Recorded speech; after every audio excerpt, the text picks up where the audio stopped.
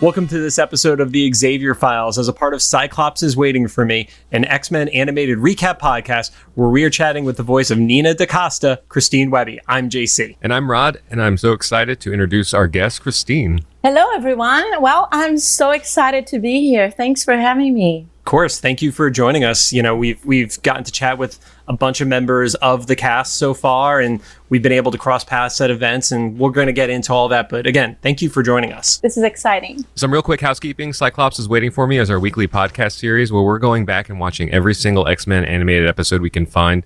This podcast started with the original 1992 X-Men, the animated series, building up to the release of X-Men 97. We're on the other side of that now, where the first season of that is over with, even though we waited like 2.5 years or something to watch that.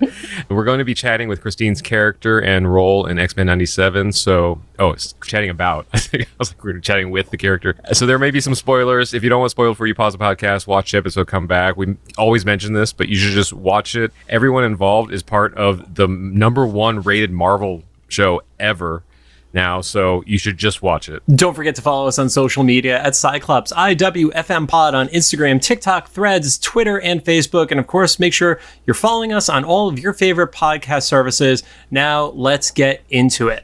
So, like we've said, everybody who's listening at this point knows that you're the voice of Nina da Costa, Sunspot's mom. But just to help paint a picture of the stuff that you've done prior to X-Men 97, what are some of the roles and projects that you're most proud of in your career so far? So, my career has been a mix of projects, VO, TV, film. So there's all of that, theater. I just go from project to project. I love all of them. I actually did some ADR looping as well. So, my most recent ones, I think I was cast for The Rookie. I'm season 5. Episode 14, and I had a blast doing that. I will be in the upcoming SEAL Team final season. Yes. I did a very cool project for Facebook Watch opposite Will Wheaton as well. Nice. Yes, I did the voice for this Brazilian AI. Her name is La Portia. They have projects that were really interesting to me. There is something that I consider till now like a highlight for me. I had the blessing of being cast for a Francis Ford Coppola's project. It was one of his personal projects, and it's called Distant Vision. It didn't get to be screened or just like very selected audiences around the world because it was a project that was personal to him. So, I was cast in that, and just to have that chance to be, with the master, really working with him, it was amazing. I feel really blessed for that. Was that the one that I saw on your IMDb? You had received some nominations at some film festivals. Was that role, or was it a different role? No. That was a different one. That was for Early Summer. It was actually a short film. And yes, I got a Best Supporting Actress nomination at the London International Film Festival.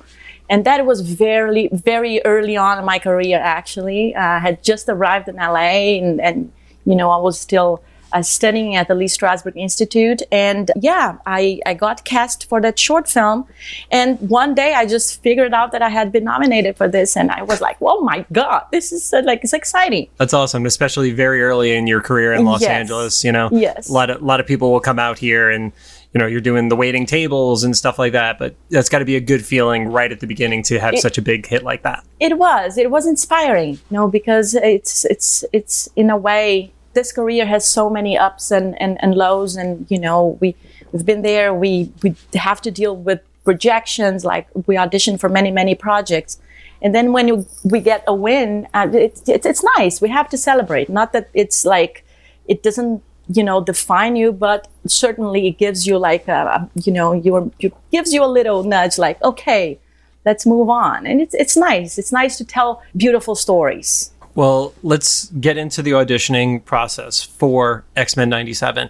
What was the actual process for you on this one? And did you have any idea really what the role was at the time of the audition? No idea. I had no idea. I'm very thankful because it took the pressure off. When they sent me the audition, when my agent sent me the audition, it was just like a regular project. And actually it was a very quick audition. So I just like, okay, I can do this. Nina had a different name for the audition. Right. So I couldn't figure it out. It was just like, it was out of the blue, this audition. They had sent me a code name like they do. And I think it happened to most of the cast too. Yep. They had this project that, some of them kind of figured out, but I didn't. Do you remember what Nina's code name was? I can't say for sure, but I think it was Anna. Okay. That's what I think it was. Yes, it isn't too far off. But yes, and at the audition I had, so the sides were like my son. He was traveling and I was just like, I just called him and I missed him. So, I was just like, oh, I miss you. Something like that on those notes. Yeah, it was very exciting. And then, of course, like a month after, I think, or 2 months after, I was traveling and because of the time difference, we were in Europe. My agent called and, agents, they don't often call you unless it's something like really cool happening. Right. So when I saw it, it was like 11 p.m. We were in Holland. And then I saw, oh my God, Sam called. Okay, must be happening. Let me call him back. So I called him back and he said, hey, Christine, you booked it. And I said, okay, I booked. Okay, great. A booking is always amazing. But what did I book? And he said, well, the last audition. And he gave me the code name again. I was like, okay, that's cool. And I was really not understanding. And he said, well, this is for X-Men 97, Christine. And I said, oh my God, this is fantastic. You're like, Sam, you buried the lead a little bit here. I know. And then after that, there was a lot of jumping around, running around the living room, and it's just like happy because it's a legacy, right? And so to be able to have a cool character, an original character. This project has been going around for years, right? Since the very last episode. So there was a responsibility in that. As far as like getting the news, some of the other voice actors like Isaac and AJ has said like they got the news and then they just couldn't say anything. Like AJ was like, I was in the booth doing another job or something, and then I just had to go home and tell my chihuahuas. And you were probably pretty early on in the process. So like, how was that like keeping the secret and getting the news? Oh, that was, it's always, I think, the most difficult part, because when you have something that is so joyous and brings you so much joy, I think it's a natural part of us human beings that we want to share with someone, right?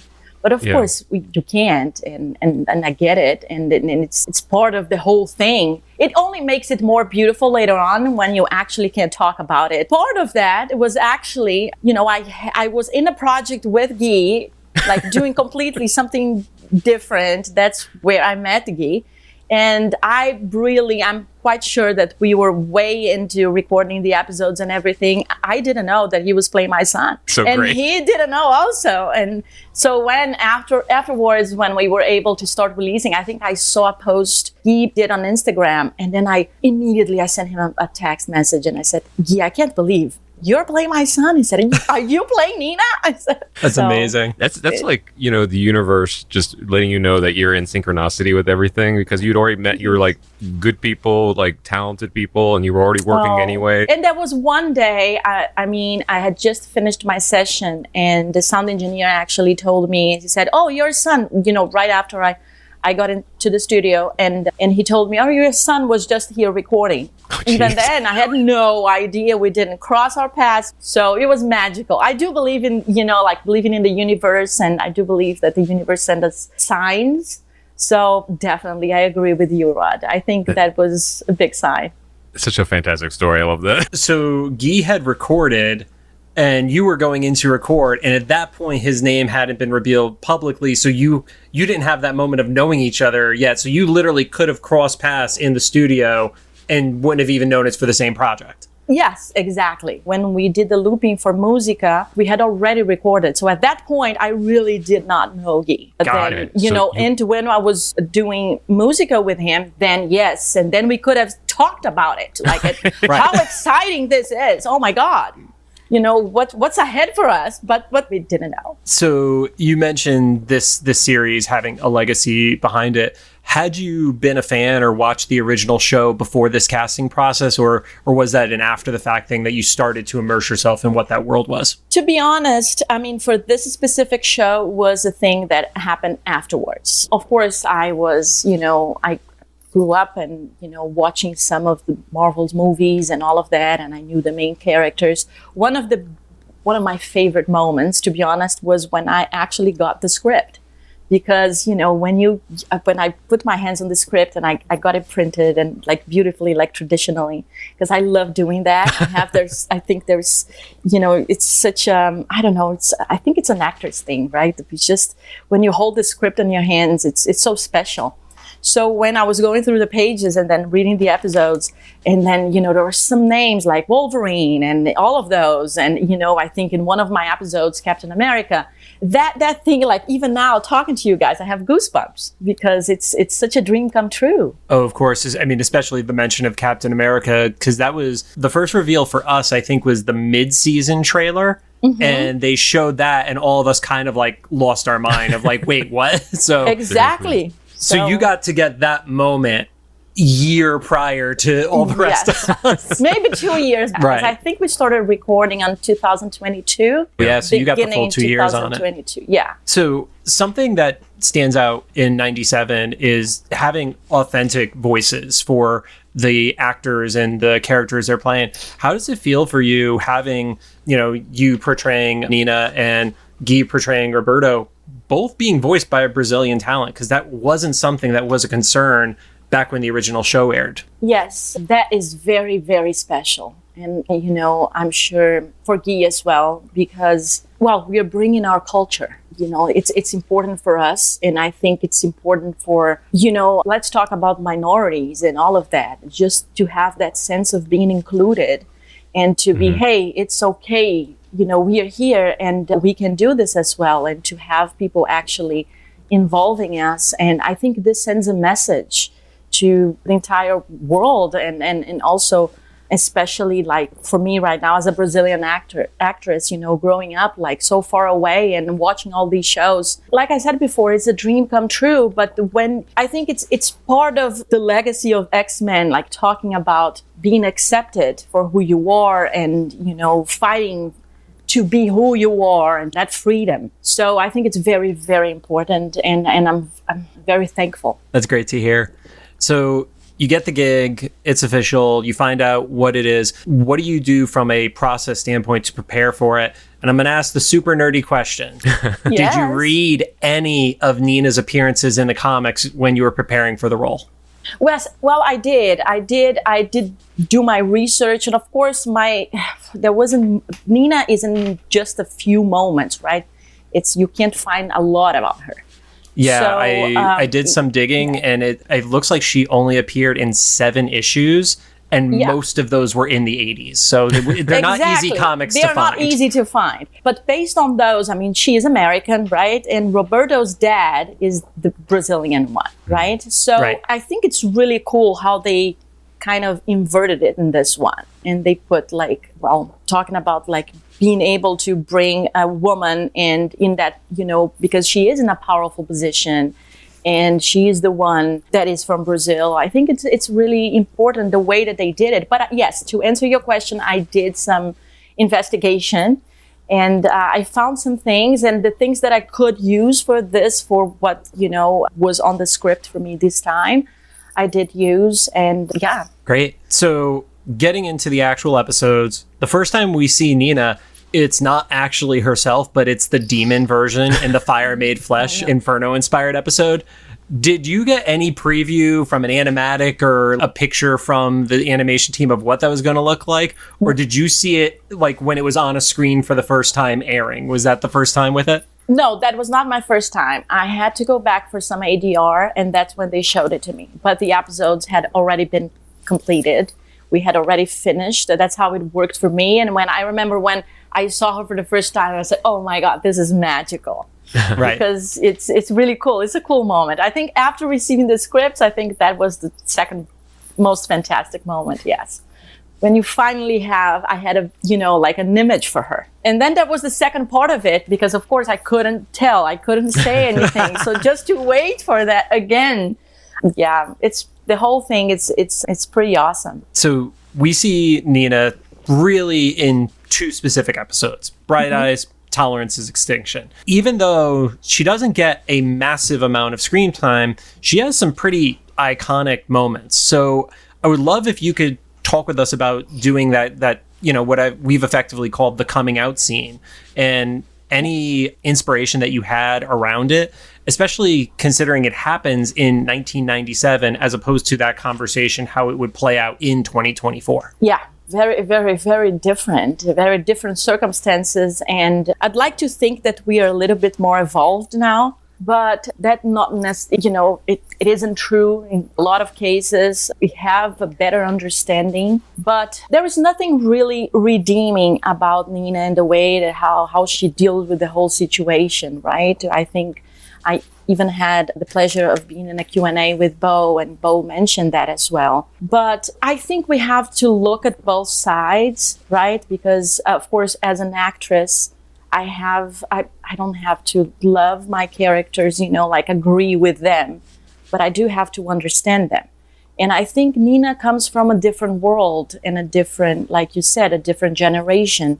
And dealing with that is, of course, we would expect for her to embrace him and to say, I've always known, and by the way, you're my son, and we should have talked about this before, and go for what you are, and I'm here to support you. And I think that's what we should expect and want. But I think people normally, they can deal with fear or love. And I think in Nina's case, she's just dealing with it with a lot of fear. The way I prepared for that character, I chose to really want the best for him. I want to protect him. I think I tell Jubilee, thanks for being there for him. Like a mom, I want the best for him. But I'm also scared of, him coming out. What could that mean? What could, maybe, I think it's a mother instinct to want to protect a son. And then we moved to the second scene, and that was a very difficult choice for me as well, even to read that, because I would hope for her just to, protect him, for her to protect him. But that's when I think, as an actress, I decided to just think about bringing my culture.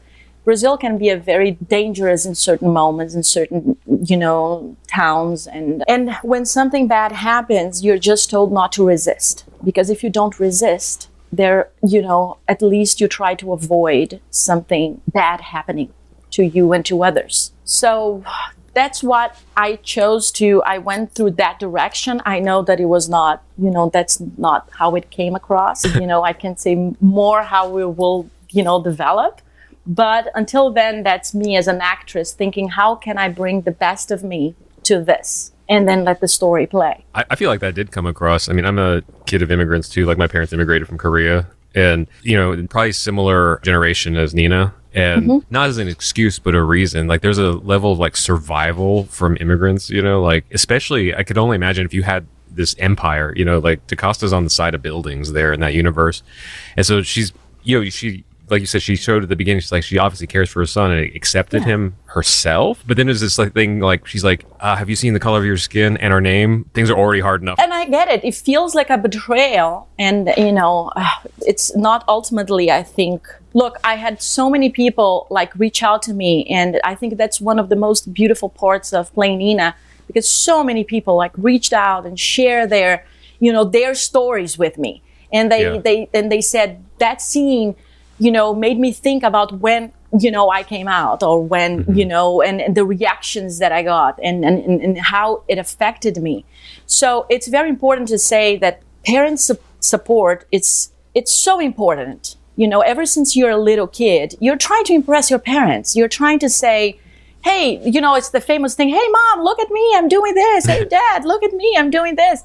And then when you don't have that, you don't have that support next to you, it really can scar you for life. Now, can you imagine for something like this, where you really, it's your right.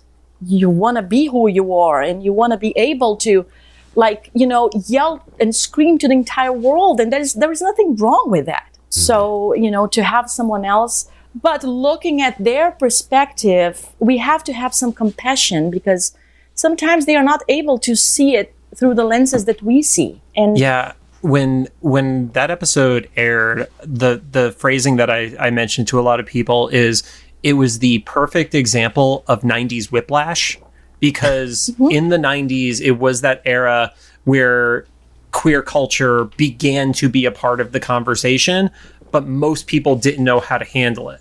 So you had this beautiful moment of I've always known, when I think the comment was like, yeah, our yacht burned down like 6 times in the Hamptons, something to that extent. Yeah. And your delivery was so perfect because it was trying to make him feel comfortable that I've known for a while and I've never judged you for it. But then it's immediately that jump back to like, well, we have to make sure the stockholders don't hear about it. And it was like, oh yeah, that's the thing that I'm like, as I'm describing it, I'm literally getting kind of goosebumps around it, that I don't know if somebody who's 15, 20 years old realized what we would have like dealt with had we come out when we were teenagers, you know? Well, we had a few stories from the 90s and a good chunk of those kids didn't survive. Yeah, exactly. You know, it was scary. Right now, it can't be considered selfish or anything. I think that the first thing that we go towards, oh, look at what a selfish mother. But it could also be her way of trying to protect her son, because back then you don't know how society will react, you know, and I know that is sad and we don't want that, and we would hope and think and pray for the world to be better than that. I think that jumps perfectly over to the next episode with Tolerance is Extinction, because you have that moment of like, so what's next? And Nina is trying to do what at the time would be the best thing of set up a relief aid and things like that, and calls out Jubilee. And that was like one of those like, oh shoot moments I was almost not expecting, but it played out incredibly authentic. What do you think of how the rest of that episode played out, and the relationship, even in the stuff that you as a character weren't in the room for? Obviously you as an actor get to see. Well, that's where, so the first scene, the one that we just talked about, of course you see a Nina, more compassionate Nina, it's like, oh hey, I've always known, but please let's keep this between us. And then it's a little bit uncomfortable, but then moving on, I think Nina is really going towards like, okay, this really cannot, get out of here. Right. And it's okay, but, let's keep this together. And I think I'm seeing like mothers see things, right? And I think they both said so beautifully, a mother knows. And I can see like the reaction in Jubilee and how she's reacting to the whole thing. Even the way that she enters, like at the very first moment that she gets in the building, and she looks like nobody raised like this is normal, right? So she already started like, having that kind of reaction. And then it culminates to really like, we are at the party, and then he, everything that happens afterwards. And I still think that, Nina was trying to protect him the best way she could, but it just doesn't come across like that at all. It's kind of like what you said about, I didn't know it was this way in Brazil too, but like where my parents are from too, it was like, just don't shuffle anything up, so when the cops come, you're like, just do what they say, and we're going to get this over with, not probably fully understanding, those are like homicidal robots. Exactly, exactly. But then again, I think she did the best she could in those circumstances, or she thought at least, Yeah, or she thought it. Exactly, because we are dealing with people, like I said before, I think there's a lot of fear in all her actions. I remember even growing up, and a few of my other friends who were in different places but in similar situations, like we were the only Asian family in like a white town, So my parents and stuff, they're always like, we can argue, but just not in front of the white people, because it's just, there's complexities to that. So I see part of that and like, just go with them and then we'll sort this out later. I am kind of curious. Let's keep it together. Let's keep it together, I'm kind of curious because I've alluded to this and kind of joked about this in the past, but now we actually have you here. We didn't know that you were at the screening of that until I think John met you afterwards. Outside when we were doing the picture, and Chris from Uncanny Experience is like, do you want to meet Sunspot's mom? And I was like, oh. That was my reaction. So I was like, I thought it was kind of like funny in like an ironic sort of way, not funny for you necessarily, but also obviously you have thick skin because you're a working actress. Like everyone else gets cheers when their big moments happen, and then Nina turns over her son and the entire bar boos. I know. And you were there. And it's so funny because I wasn't there for episode 7. I was just watching at home. I wasn't there. And for the episode 8, actually, because I didn't know that those parties were actually happening and all of that. So on episode 8, I don't know, I just asked Guy, and Guy, what are you doing? Why are you not there with us? So I just showed up for episode 8. And then, yes, I was booed big time. And that was such like, I think, oh my God, it's just like you feel it in your heart. Yeah. Because, I wanted to boo myself as well. I mean, who wouldn't? Who wouldn't? But that means you did a great job, though. Well, thank you. You're such a likable person, and you made yourself very unlikable in that situation. Yeah, I think the night that we watched it, there was that one guy who was very enthusiastic with what he was yelling. So... Yeah. I was there, John. I remember. She took him out back afterwards. Right. It's like, maybe should I leave, like, quietly and,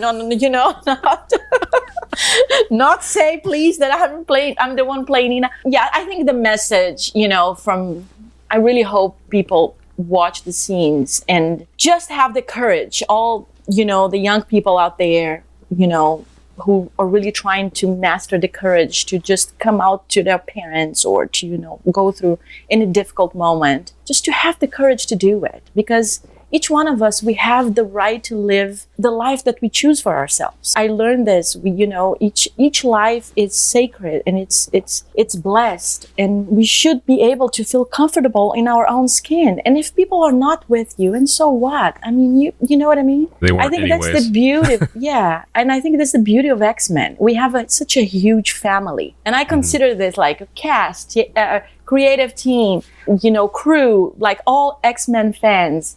We are a big family, and this project has been so special because it's different than a TV project or than a film that you kind of go through the film, you make friends while shooting it, and then, you hear like reviews or comments or people. At this project, you feel like people are there with you and they love the characters, and it is a big family. I'm smiling because that was literally going to be my next question. I lived in this city for 11 years. I have never seen a project where weekly cast members were going together to events that were not like official PR moments that were booked by the studio. You were at the parade for Pride with Holly and like everybody showing up for Scum and Villainy events and stuff like that. Like it just feels different in the most positive sense. Oh my God, it's a dream in that sense, because I don't know, that's what you want as a storyteller, is to be able to send messages. Like, I think that is the beauty behind what we do. It's like we are actors, yes, but we're not just reading a script. We are hopefully trying to create a character that people will empathize with and make people think about their lives and their decisions and how, something affected them. That's why we go to movies, because we want to have that feeling, right? And recognize ourselves in the characters. So that's what we got from X-Men. And especially that day at the parade, like to see how many people, like when they see the X-Men coming, there is a different strength in the way that they look at us and something, that there is a different power in that.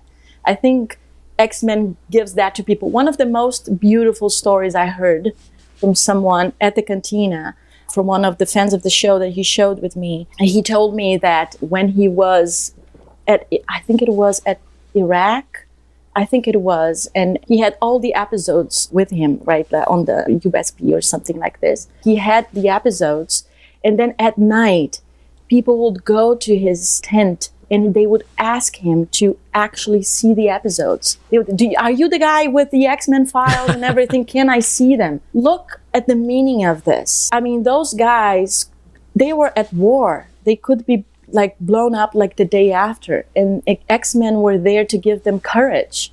I mean, that story gave me so much. It inspired me, as a human being and as an actor. Like, look, this is what we do.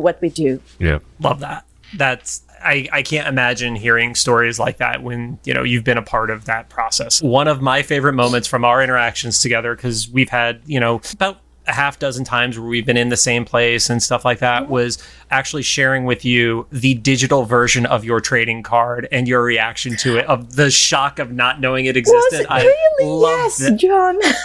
For those who don't know, there is a app called the Topps Marvel Digital Trading Card Collector, and there are 2 cards in this limited run set that showcase Nina, and I sent it to you, and you were just like, wait, what is that? It was so fantastic. I know. I mean, that's so special. It's so cool. And thank you so much for sharing that with me. I would have never known. It's just one of those things that there is no way for me to know that. Well, now what I'm waiting for is, so Topps does the digital cards. Upper Deck does physical cards, and I have a box of Hawkeye cards that hasn't been opened yet in my game room that I will open. Now I'm waiting for them to launch the physical version of X-Men 97 in like a year, because they're always way behind. I will make sure to let you know what Nina cards there are from that. So please, John. Yeah. Before we get to the last question, can we get from you in Nina's voice just our show title, Cyclops is Waiting for Me? Cyclops is waiting for me. Awesome. Thank you so much. And then final question, what is the big takeaway you would want anybody who's watching the show to get from Nina as a character and your portrayal of them? I think I want people to know that I think I mentioned this a couple of times during this podcast, but I think it's such an important message. Sometimes people don't know how to deal with circumstances. Sometimes people are very scared to deal with something that is new to them. And that has a lot to do with how they grew up, their circumstances, what, their parents taught them and all of that. And a lot of people deal with so many things in life with fear. We would hope that everybody would just look at a situation or any moment in life and just trust their hearts, trust in the universe, and love, have love in their hearts and their minds, and just act accordingly. But that's not how it happens. So that said, I think honor yourself, respect each other, be kind. Most of all, go after what you want for yourself. Have that strength, because all of us, in a certain moment of our lives, we deal with being accepted. And when people don't accept us, sometimes we are going with an open heart and we open up to people and we just say, this is who I am. And people, they are aggressive or they have a different, reaction than, the one that we were expecting. Just honor yourself, honor your truth, be who you are, and fight for the things that you want, because this is your right. So have the courage to be who you are, be your own person in your own skin, and be okay with that. It's okay to be different. We are all different in so many ways. That's how we were created. That's the message that I want to send. Just be who you are and have that strength. I mean, you perfectly nailed the ethos of the X-Men and why we are fans of it. So, yeah. Christine, thank you so much for joining us. We'll make sure to share all your socials in the links below in this. And for anybody who's listening, if you have thoughts, questions, etc., make sure you drop them into the comments for either the YouTube upload or the official Instagram post about this episode. We'll make sure to share those with Christine as well. And everybody, if you like what you heard, we'd appreciate a rating on the podcast app of your choosing. You can find us on Apple Podcasts, iHeartRadio, Amazon Music, Spotify, and YouTube podcasts. This has been great. Thank you. Thank you. Thank you, everyone. Thank you for having me. This was amazing. I love talking to you.